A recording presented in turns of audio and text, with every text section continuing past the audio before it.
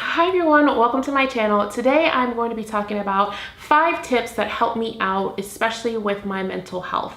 And the reason why I really wanted to bring this to light is because May is Mental Health Awareness Month. It has been that way since 1942 and it's an annual event. This year, the theme of the month is For Mind, For Body. It's really talking about ways that we can connect our mental and body health together. Now, if you don't suffer from mental health yourself, I guarantee that you know a loved one or someone that is suffering from this. I'm just gonna share a little bit of statistics before I get into those 5 tips. So about 1 in 5 adults experience a mental health illness within a year. That's about 18.5% of the adults in the US.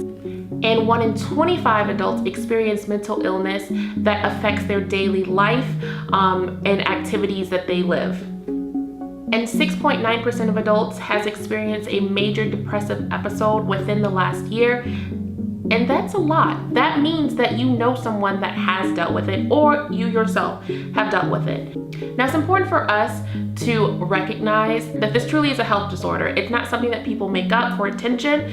We really need to be empathetic and sympathetic for people that have these life-altering mental illnesses. It's very, very hard for people to speak up about these things because it is still so taboo. That's why I love the month of May being Mental Illness Awareness Month, because it really sheds some light on what people are dealing with and ways that we can help as well. Like I stated, this month's theme is for mind and for body, and we really need to take into account the food that we put into our body as well as the things that we put into our mind.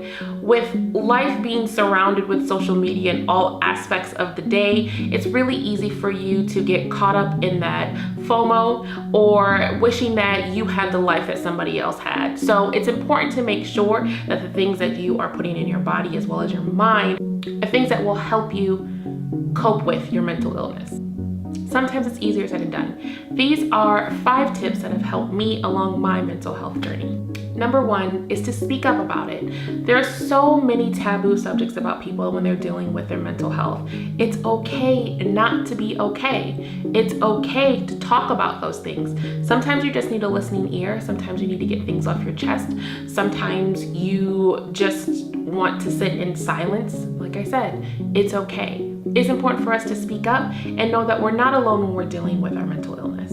Number 2, seek help.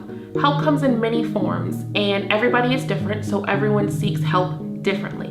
So personally for me, I have sought help through therapy, through prayer, through meditating on scriptures that I read, through journaling, through speaking with someone, and also having a really great support team. Now, you can use some of those as well, or you can use a combination of all of them. Whichever makes you happy and gets you calm and focused is the best thing to do. Sometimes when you're dealing with, say it's depression, anxiety, that's what I deal with. It's very easy for you to get lost in your mind and listening to that self-doubt that's in your head. So it's really important for me personally to make sure to really make sure that my thoughts are positive. So seek help however it is that you want to seek help. That's in a positive way. That leads us into number 3. Watch what you put into your body. You do not want to self-medicate using alcohol or drugs. If you are going to be using medication, you want to make sure that you have a doctor that is there to monitor how you're using it, so that way it can help you and not harm you. That also goes into account with what you eat and what you feed into your body.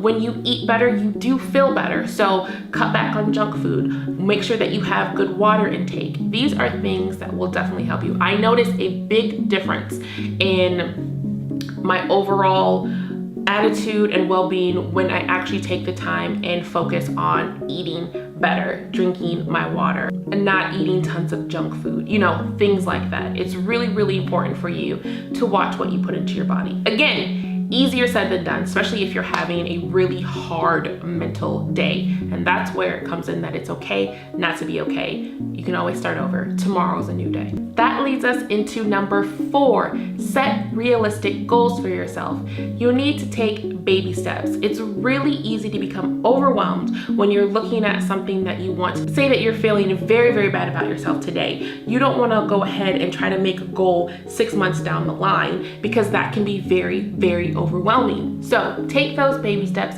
set realistic goals. If your goal for today is just to get out of the house to get some sunshine, push yourself to do that. If your goal today is to drink 8 ounces of glasses of water, push yourself to that goal. Start with baby steps.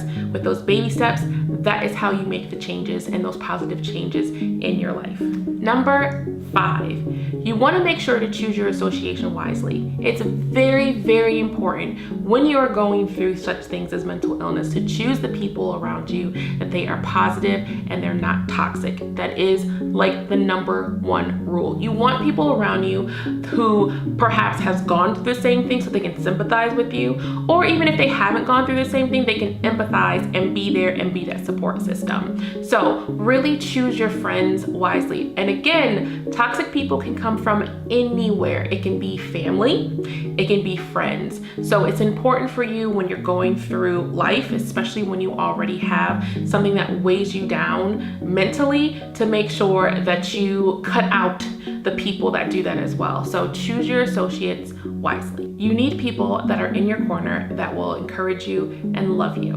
And my bonus tip, number 6, is help others.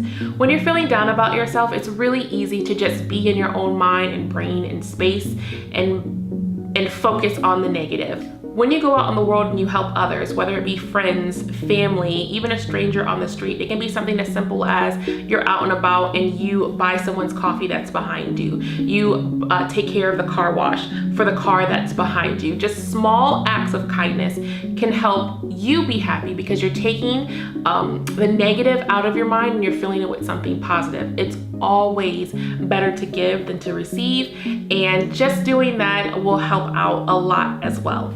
So those tips are tips that I find very helpful when I am dealing with my mental illness. I really hope that they help you as well. Just know that if you are struggling with this, that you are not alone, you are loved. Reach out for that support system, and tomorrow will be a better day. It will. Just, I know that it's really tough when you're having like those down times, especially if you are a parent and you have to take care of little ones, but it can be done. And just remember, it's okay not to be okay. So again, thank you so much for watching this video. I love all of you, and I will catch you in the next one. Bye.